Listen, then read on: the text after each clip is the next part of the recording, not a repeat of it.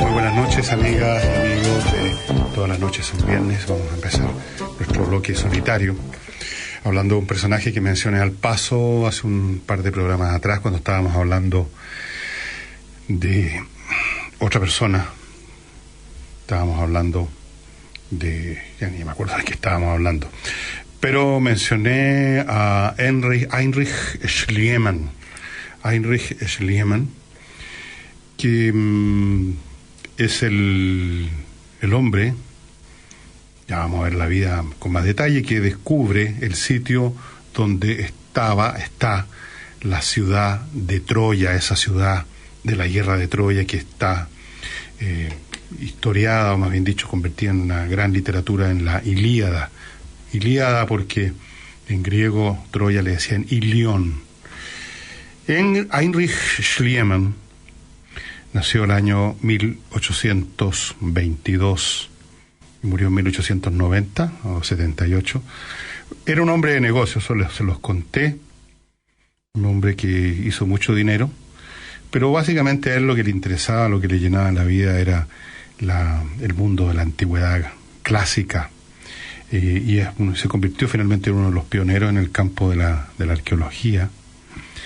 Y él abogaba, él decía, no le daba mucha pelota hasta que finalmente descubrió Troya, que había que hacerle caso, que había que considerar que había valor histórico real en lo que mencionaba Homero en la Ilíada, y que había que buscar en los sitios que más o menos se podían inducir o deducir por la Ilíada donde podía estar la ciudad de Troya, que viene siendo una localidad turca hoy en día, porque toda esa zona en Asia Menor es Turquía, que se llama Izarlik.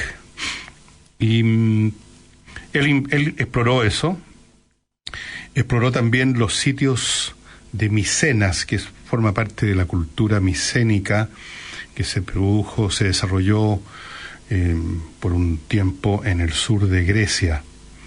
Él excavó también ahí, él estuvo ahí.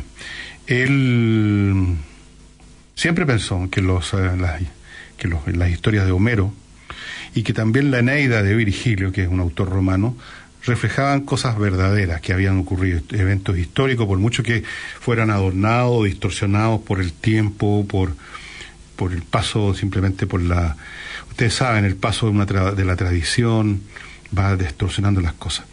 Así es que Schliemann fue al sitio donde él pensaba que podía estar Troya, y excavó y encontró 9 niveles de ciudades.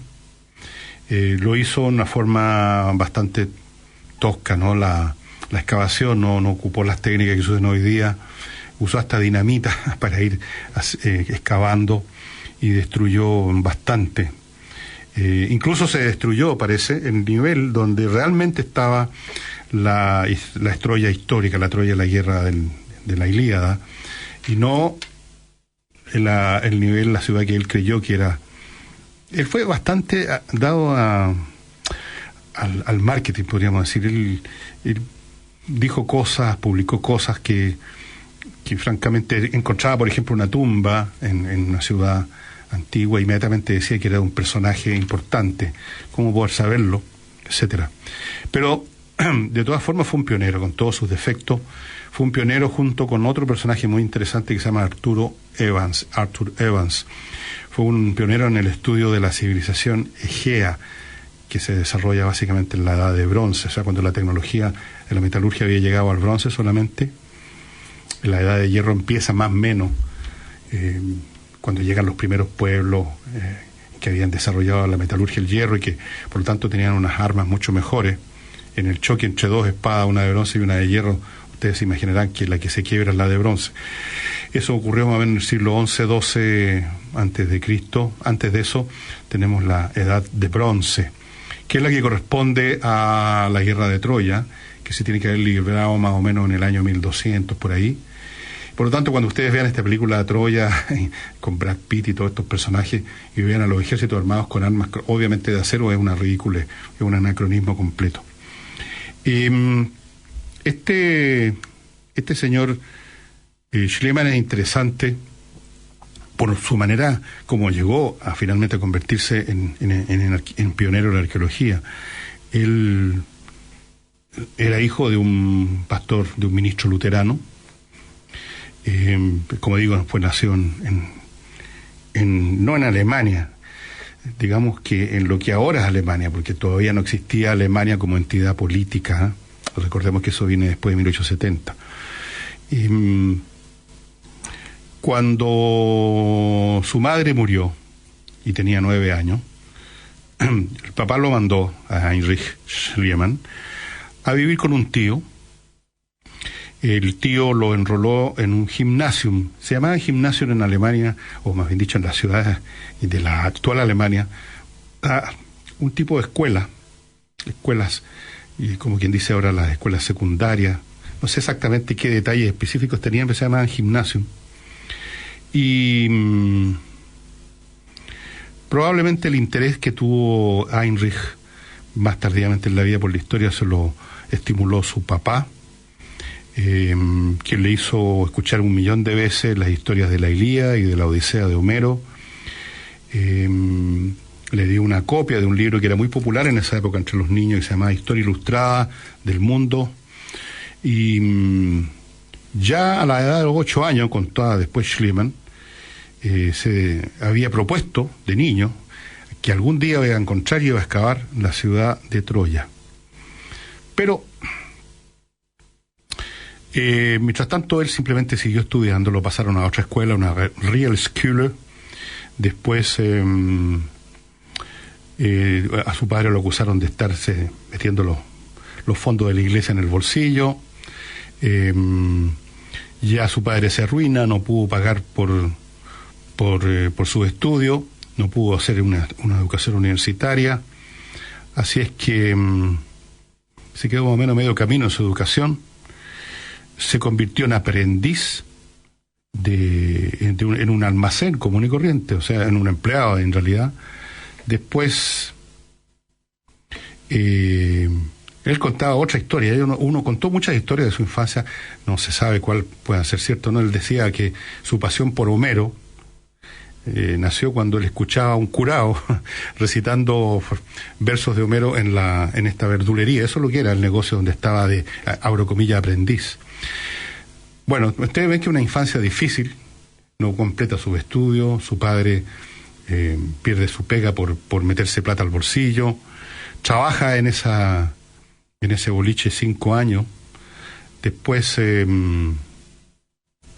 tuvo que irse, se fue a Hamburgo, se convirtió ahí en lo que ahora llamaríamos un grumete, en un vapor que iba a Venezuela. Tuvo 12 años, 12 días navegando en el barco que iba a Venezuela, y el barco se hundió. Él fue uno de los sobrevivientes.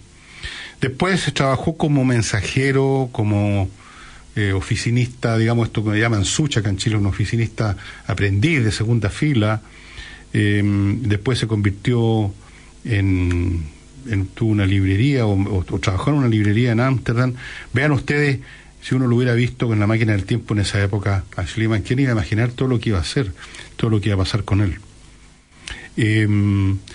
Finalmente, el año 44, ya era un muchachón de 22 años, entró a trabajar en una empresa de exportaciones e importaciones, Schröder and Company, y en un momento dado lo mandan como agente general a Rusia, a San Petersburgo. Y ahí empieza la cosa a despegar, parece, para Schliemann. Empezó a representar más compañías en Rusia, aprendió ruso y griego,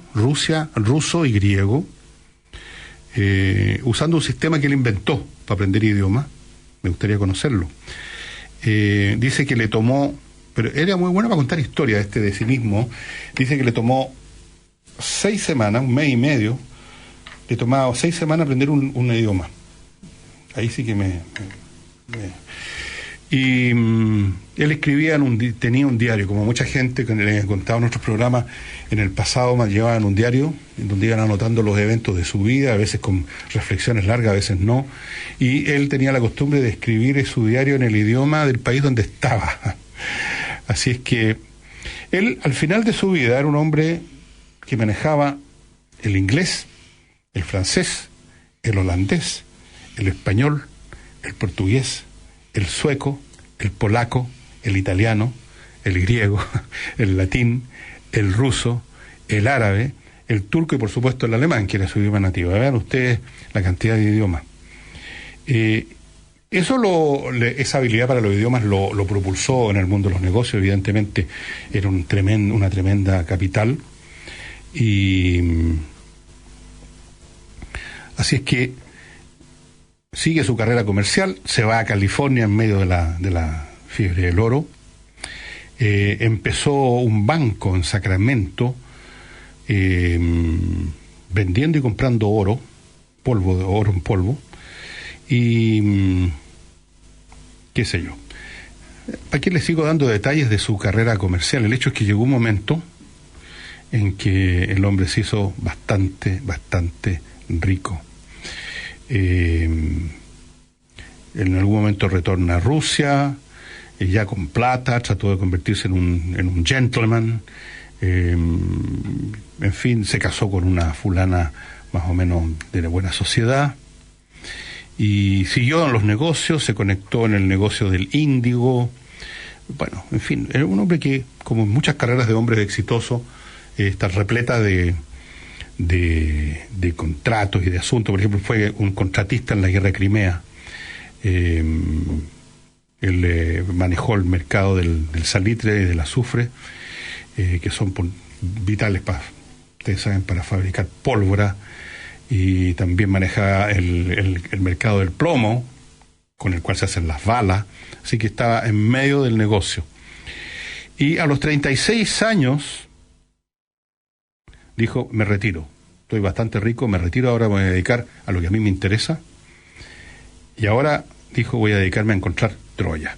Fíjense ustedes, nunca perdió de vista su verdadero objetivo en la vida, su verdadero interés. Todo lo que hizo antes, sus negocios, en 1000 cosas, era simplemente una cuestión puramente instrumental. Y bueno, empieza a convertirse en un arqueólogo. Se va, yo no sé cómo obtuvo el permiso para las excavaciones, pero el hecho es que se va al Asia Menor y empieza a excavar. Eso era parte de Turquía, y él creyó que el sitio que vio en un lugar era Troya, porque había una especie de colina que le hacía sugerir que allí, esa colina, ese montón de tierra un poco elevada sobre el plano, era una colina que estaba ocultando ruinas de una ciudad, y que esa ciudad era Roma. Así es que habían habido excavaciones ahí, pero no habían llegado a ninguna parte, no habían encontrado mucho. Pero hubo uno que le pareció que eso era Troya, que esa población llamada Isarlik era Troya, y le sugirió a Schliemann que cavara ahí. La diferencia entre este señor Calvert y Schliemann es que Schliemann lo hizo en serio, con plata, y empezó realmente a hacer la pega. No es primera vez en la historia de cualquier actividad humana que el verdadero descubridor de algo es un tipo que no lo conoce ni su mamá. Y el que realmente se lleva la fama es el que se pone en serio y desarrolla la cosa hasta sus últimas consecuencias. Eso es fundamental en la vida. Y empezó a excavar después en Micenas, y esto quizás es más interesante que lo de Troya. En Micenas, que era parte de lo que fue la cultura micénica en el sur de Grecia, una zona cultural muy influida por la cultura minoica que está asentada en Creta.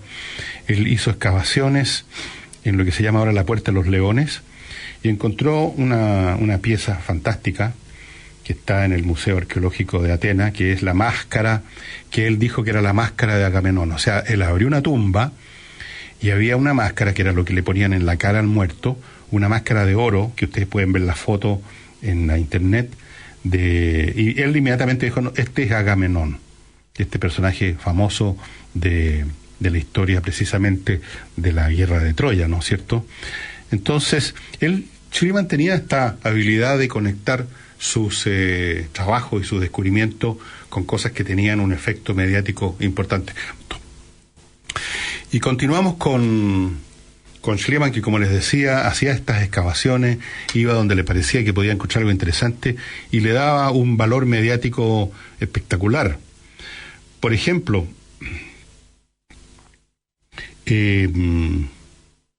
cuando estaba acabando en Troya, en lo que él pensaba que era Troya, y encontraba toda clase de cosas, en un momento dado encuentra un montón de objetos de oro, e inmediatamente Schliemann dijo que ese era el tesoro de Príamo. ¿Y quién es Príamo, dice usted? Bueno, acuérdense de la película. Príamo era el rey de Troya en el momento de la guerra de Troya. Era el papito de este Paris que se raptó a Helena. Príamo. ¿Se acuerdan la historia del viejo que lo hacía Peter O'Toole, el papel en la película? Bueno, ¿de dónde sacó Schliemann que justo ese montón de cosas era el tesoro de Príamo? Nunca se supo. Y una de las cosas que mostrando que un poco su actitud, su postura un poco de amateur en estas materias, es que agarró gran parte de esas joyas y se las puso a su hija. Hay una foto en que sale ella, Sofía Schliemann, colgando y llena de las joyas que encontró su padre en esta excavación. Y así era Schliemann. Él, por supuesto, mientras tanto publicaba libros sobre sus excavaciones. Por ejemplo, en el año 74 Schliemann publicó un trabajo que se llama Trojanische Altertümer, las antigüedades de troyanas. O sea, él ya suponía que habían descubierto la Troya histórica, la Troya de la guerra de Troya. En un momento dado, en medio de todas estas faramayas de Schliemann, el gobierno turco le revocó el permiso para seguir excavando e incluso lo creyó por el tema del oro. Pero Schliemann, que no tenía ningún problema en hacer lo que le parecía necesario, sacó de contrabando el tesoro fuera de Turquía. Y dijo que era para proteger esos ítems de la corrupción de los burócratas locales y todavía, hoy en día, fíjese, ese montón de joyas de oro que él dijo que eran el tesoro de Príamo están sujetas a una disputa internacional por su propiedad, por un lado el gobierno turco, qué sé yo. Y después publicó un libro sobre las joyas de Troya, Troya und seine Ruinen, Troya y sus ruinas. Y así sucesivamente. Después le empezó a excavar en Micena, como les contaba, y dijo haber descubierto la máscara de Agamenón. Había unos esqueletos con estas máscaras. ¿Y de dónde sacó él que era de Agamenón? No se sabe. Pero con esto obtenía él se estaba dando el gusto de su vida. ¿Y qué pasó con él finalmente? Estaba enfermo ya cuando regresó de todas estas actividades a Atenas en un momento dado. No le dio pelota a los médicos que le vieron una infección en el oído. Se enfermó más y finalmente terminó simplemente muriéndose en un hotel de Nápoles. Ahora, todas estas actividades de esta manera de excavar, estos nombres que le daba a lo que descubría, todo esto ha sido, por supuesto, motivo de una enorme cantidad de críticas, pero por supuesto la Troya que él creyó que era la Troya y la Ilíada no era la Troya y la Ilíada. Se decía de él que no era muy bueno para separar los hechos y la interpretación. Pero uno tiene que preocuparse, creo yo, de cuál es el aporte de este personaje. El aporte de este personaje es que, aunque no haya encontrado efectivamente la ciudad de Troya, pero él sí excavó donde estaba eventualmente esa ciudad de Troya. Él excavó realmente en Micena. Tal vez no sería la máscara de oro de Agamenón, pero era una máscara de oro de un personaje rico de esa época. Y a pesar de que tenía esta onda como de aventurero, más que de antropólogo, de arqueólogo, al final de cuentas no deja de ser un mérito enorme, un hombre que se escapa de simplemente su destino de comerciante y dedica su fortuna a esto, a la historia, a la arqueología, a cosas que son más importantes que simplemente ganar dinero. Sus métodos brutales, que rompía todo lo que... Si ustedes han visto en algún documental cómo trabajan los arqueólogos, se darán cuenta que están un poco menos que en punta de pie con unas escobillitas como de dientes sacando polvito para desenterrar a lo mejor una cuchara de té. O sea, muy cuidadoso. Y este hombre usaba dinamita para ir avanzando. Imagínense ustedes, lo miran como un monstruo los arqueólogos de hoy en día. Pero mal que mal el hombre fue como una fuerza de la naturaleza en estas materias. Él volvió a recrear el interés. Y además tenía razón en una cuestión muy importante, que efectivamente las historias literarias o leyendas que circulan tienen un nódulo de realidad, y eso él lo comprobó con el asunto de Troya. O sea, él no pensaba que Homero simplemente estaba, por así decirlo, en un escritorio escribiendo su Ilíada, sino que él había recogido información, porque Homero escribió en el siglo VII, más o menos octavo, no está claro, antes de Cristo, y la guerra de Troya había ocurrido 500 o 400 años antes de la vida de Homero. Para Homero, que para nosotros es una cosa súper remota, para él también era remoto lo de Troya.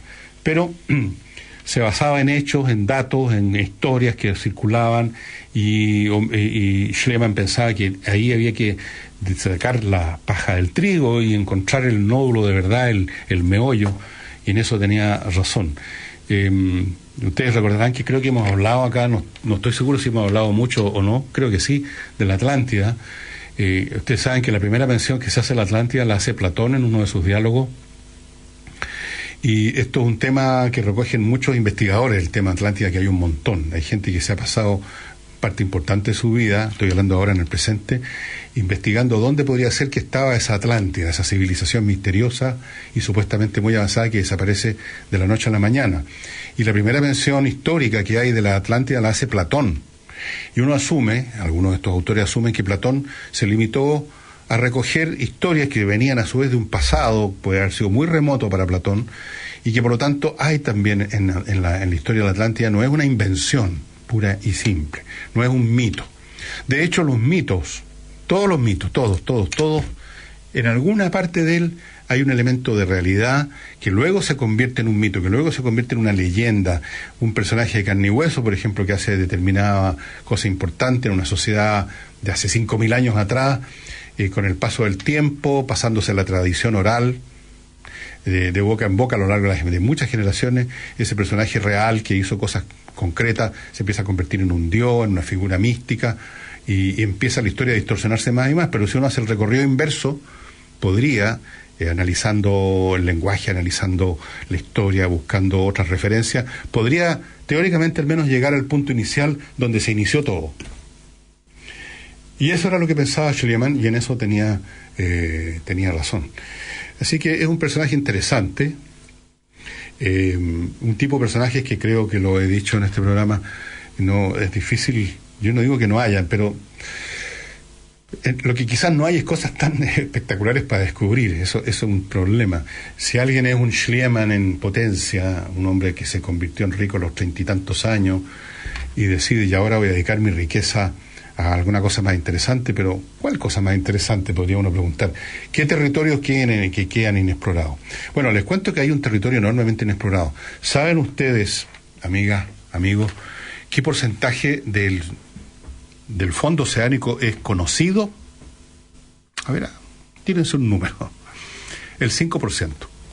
El 95% de los fondos submarinos es completamente desconocido. O sea, podría haber, teóricamente, no digamos una ciudad un día, sino que podría haber una civilización completa con 20 ciudades un día y no tenemos idea. No se conoce más que una fracción mínima de los fondos submarinos, que es otro mundo, es un mundo completo.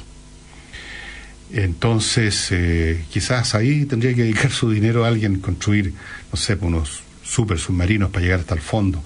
Pero hoy en día los hombres con mucha fortuna que quieren ir más allá de el mero disfrute de la fortuna, que además tiene un límite, hay un límite a la cantidad de almuerzos que uno se puede mandar, la cantidad de mansiones que puede habitar. ¿Qué hacer con el dinero?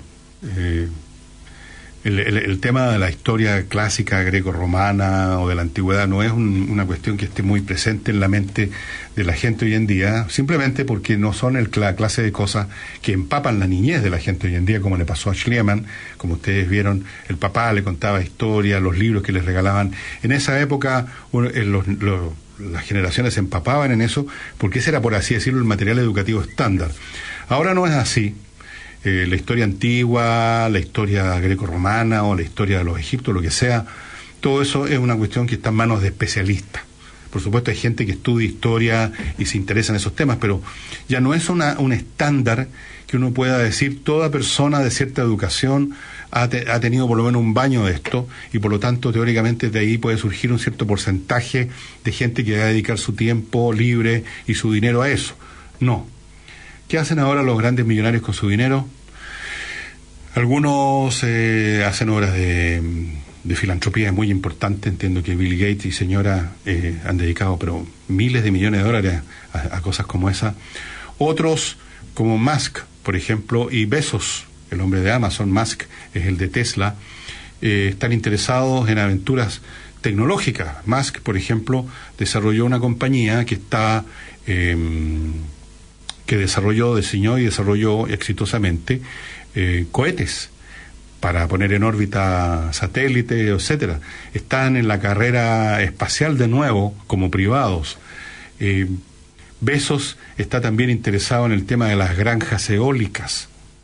Ese es el tipo de cosas que interesan hoy en día a los millonarios. El tema de la antigüedad clásica o de la guerra de Troya no es una cuestión que pase mucho no es algo que empape las generaciones hoy en día, para nada. Entonces, obviamente que este tipo de personajes, o los Schliemann o los Richard Barton del cual hablamos, ya no tienen, son una cosa simplemente del pasado. Ahora las excavaciones las hacen arqueólogos que han estudiado arqueología, es una carrera que tiene o un posgrado, son profesionales. Y esta figura del aficionado, todo de cosas por lo demás, esta figura del aficionado que llega a tener algún peso incluso en una actividad científica o artística, el aficionado inteligente y con medios que hace un aporte, eso está desapareciendo por una razón, entre otras, que estas mismas ciencias se han desarrollado tanto que no es posible como amateur hacer ningún aporte. Uno como amateur en una ciencia cualquiera lo que puede hacer es enterarse del ABC del asunto, pero no está en condiciones de aportar en la Z. Para eso tiene que uno ser un especialista, haberse convertido en especialista en eso, y estamos hablando del amateur que por definición no se convierte en especialista en eso, sino que simplemente es un tema que le interesa.